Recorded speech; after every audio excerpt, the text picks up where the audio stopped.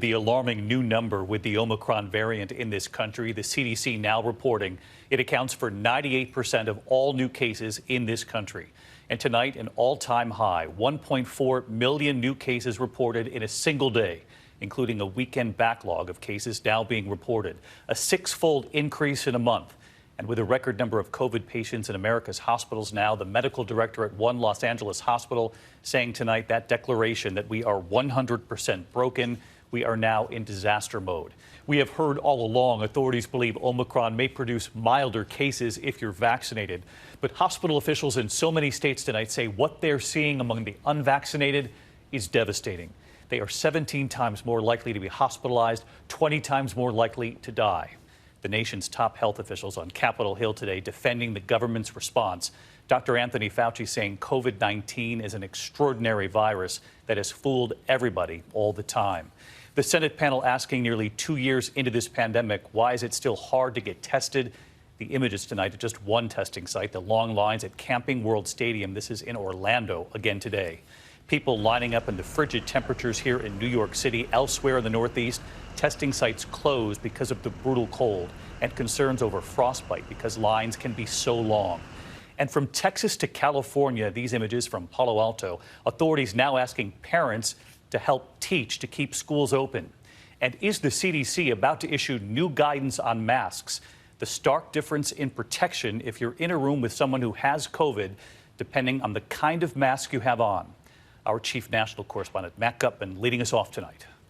Tonight, Omicron cases exploding, a record 1.4 million in a single day, driven by a backlog of reporting from the weekend.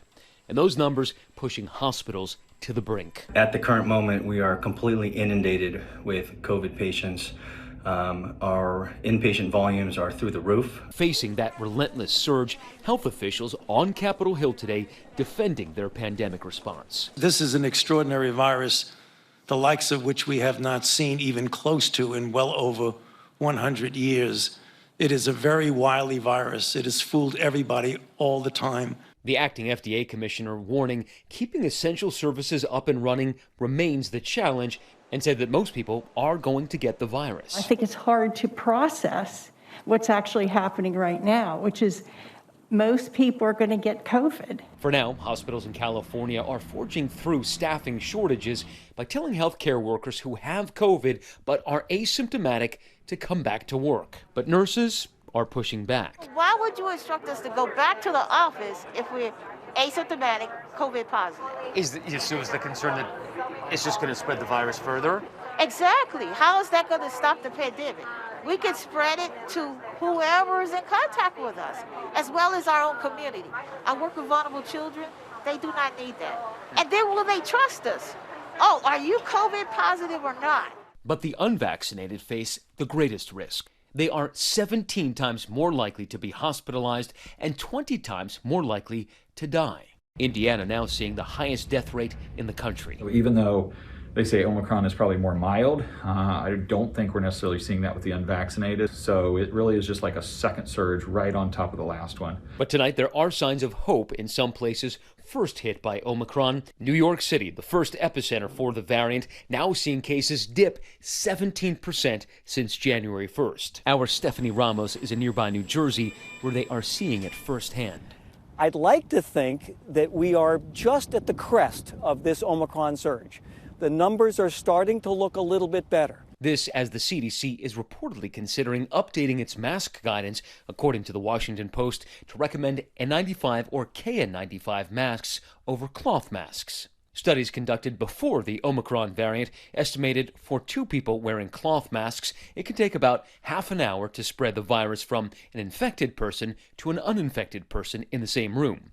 If they are both wearing surgical masks, it can take about an hour. But if they're both wearing N95 masks, it can take about 25 hours to cause an infection. A stark difference there. Matt Gutman, how soon could the CDC update its mask guidance? David, health officials with whom I've spoken tonight say that the CDC could update that mask guidance as early as the end of the week. Now, officials have been urging people to upgrade their masks since Omicron, specifically moving away from those cloth masks. Health officials also telling us today that they are ramping up production of N95s to make those available to those who need them. David. Matt Gutman leading us off tonight. Thank you, Matt. Hi, everyone. George Stephanopoulos here. Thanks for checking out the ABC News YouTube channel. If you'd like to get more videos, show highlights, and watch live event coverage, click on the right over here to subscribe to our channel. And don't forget to download the ABC News app for breaking news alerts. Thanks for watching.